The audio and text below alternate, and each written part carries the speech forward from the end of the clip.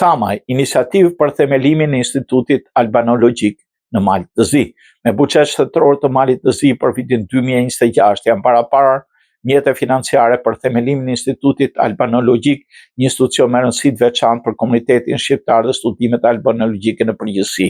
Nisma për themelimin e këtij institucioni është iniciuar nga nënkryetari i Kuvendit Malit të Zi, deputeti Nikol Camaj, i cili gjatë një emisioni në gjuhën shqipe në radio televizionin e Malit të Zi në bisedë me gazetaren Paula Dekaj, theksoi rëndësinë institucionale, shkencore, kulturore që do ketë ky institut. Sipas Camaj, Instituti Albanologjik do të luajë një rol kyç në ruajtjen, studimin, promovimin e gjuhës shqipe, kulturës dhe trashëgimisë historike të shqiptarëve në Mali të Zi, duke krijuar një bazë të qëndrueshme shkencore për kërkime dhe botime albanologjike. Kjo nismë vlerësohet si një hap i rëndësishëm drejt forcimit të identitetit kombëtar, kulturës së shqiptarëve, një kontribut i çmuar në zhvillimin e studimeve shkencore që lidhen me historinë, gjuhën dhe kulturën shqiptare në rajon.